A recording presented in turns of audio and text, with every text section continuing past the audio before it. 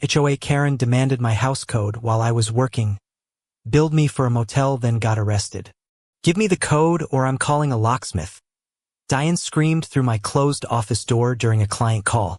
20 minutes later, I came downstairs and found strangers in my garage, rifling through boxes, while Diane smiled like she owned my house. I'm Marcus, a single dad, remote software engineer, living in Cedar Hollow with my 10-year-old daughter Ava and our old lab, Biscuit. Cedar Hollow's HOA seemed harmless when we moved in. Manicured lawns, quiet streets, community pool Ava loved every summer. Diane Whitfield ran the board like a queen, mailing citations for garden gnomes, wrong shade curtains, even a crooked welcome mat. Neighbors grumbled but paid fines quietly, terrified of liens, foreclosure threats, and Diane's habit of publicly shaming violators online. I kept my head down, worked long hours, and figured staying invisible would keep my family safe from her radar. Then Diane announced mandatory interior inspections for termite prevention, requiring every homeowner to hand over garage door codes. I emailed asking to schedule during my lunch break instead. Diane replied that compliance wasn't optional, deadlines weren't negotiable. I refused politely, explaining I worked from home and could simply let inspectors in myself. No code needed. Diane's tone shifted instantly, warning that uncooperative homeowners faced steep daily fines starting that following Monday morning. A week later, a citation appeared on my door, $500 for obstruction of mandatory maintenance protocol. I called the HOA office, insisting no bylaw required handing over private codes. The receptionist sounded oddly nervous. Turns out Diane had pushed through a bylaw amendment during a poorly attended meeting, barely legal, mostly unnoticed. I requested the meeting minutes. Diane stalled for days, claiming the secretary was on vacation and unreachable. Meanwhile, fines kept stacking, $100 daily, threatening letters mentioning liens and collections proceedings against my home. I hired a lawyer just to send a cease and desist, which Diane laughed off during our next tense hallway encounter. She started parking her golf cart outside my house, watching, taking photos, calling it routine compliance monitoring, she said. Ava asked why the scary lady kept staring at our windows. I told her it was nothing, though I worried. One afternoon I found my trash cans moved, garage door slightly ajar, though I hadn't left it unlocked. I installed a doorbell camera, determined to catch whatever Diane was orchestrating before it escalated any further. Days later, the camera caught Diane's assistant testing my garage door remote sensor, clearly checking for weaknesses. I confronted Diane directly at a board meeting. She denied everything, calling me paranoid and difficult in front of neighbors. Other homeowners exchanged uneasy glances. Apparently, similar strange incidents had happened to at least 3 other families too. A quiet neighbor, Rosa, pulled me aside afterward, whispering that Diane had let herself in during her own vacation once. That revelation chilled me. Diane wasn't just controlling, she was actively entering homes without permission, using some master key. I asked property management about a master key list. They refused to confirm, citing board confidentiality agreements instead. Something felt deliberately hidden, and I started documenting everything: dates, photos, emails, building a quiet paper trail against Diane. I also mentioned everything to Ava's teacher, just in case, worried Diane's obsession might eventually target my daughter directly. For 2 calm weeks, nothing happened. Fines stopped, Diane avoided eye contact, and I almost believed the pressure had passed. Ava's soccer season started, work picked up, and I let myself relax, telling my lawyer we'd handle things later.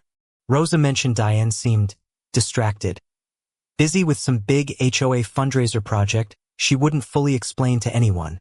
I should have known quiet in Cedar Hollow never meant peace. It usually meant Diane was simply planning something bigger. One Tuesday, I left for a rare in-person client meeting, trusting Ava's grandmother to watch our quiet, locked house. While I drove home, my phone buzzed. A neighbor texted that fire trucks and Diane's golf cart surrounded my house. Diane had reported a gas leak, forcing emergency responders to force entry, evacuate my grandmother, and shut off utilities. Firefighters found no leak whatsoever, just Diane insisting she'd smelled something suspicious while walking her dog nearby. My grandmother, shaken and displaced, needed somewhere to stay. Diane conveniently suggested a partner motel down the highway. I later learned that motel belonged to Diane's sister, and HOA emergency funds quietly covered the inflated nightly rate. A week later, a bill arrived, charging me directly for the motel stay, calling it a resident safety fee. I refused to pay, demanding proof of an actual gas leak. Diane threatened another lien against my property instead. I dug through public records and discovered Diane's sister owned 3 other emergency partner businesses, billing the HOA regularly. Suspicious. I pulled old HOA financial statements, finding vague line items labeled safety services, totaling thousands of dollars. I shared documents with Rosa and 2 other affected families. Together we realized this pattern stretched back years. Diane, sensing scrutiny, suddenly proposed removing financial oversight requirements at the next scheduled board meeting agenda. I contacted a local journalist who'd previously covered HOA corruption stories, sending her copies of everything I'd gathered. She agreed to attend the upcoming meeting quietly, recording audio, in case Diane tried burying the real agenda items. Meanwhile, Diane escalated again, hiring a locksmith to duplicate my garage remote using footage from her earlier inspection. My camera caught the locksmith's van outside my house at midnight, confirming my worst fears about her intentions. I called the police non-emergency line, filed a report, and requested extra patrols near my house that week. The annual HOA meeting was scheduled for Friday. Mandatory attendance, financial review, and board re-election on the agenda. I printed every document: fake motel bills, forged signatures, hidden master key logs, and the mysterious safety services invoices.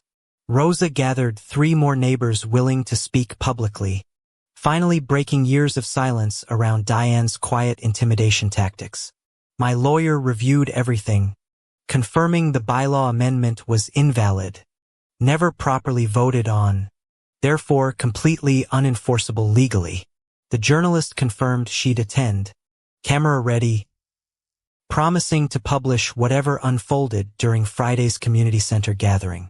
The night before, Diane's assistant texted me anonymously, warning that Diane knew something was coming and seemed unusually rattled. I barely slept, rehearsing what I'd say, terrified yet oddly calm, knowing this fight was finally reaching its end. Ava hugged me that morning, whispering, "Get the mean lady in trouble, Dad," which somehow steadied my nerves completely. The community center overflowed.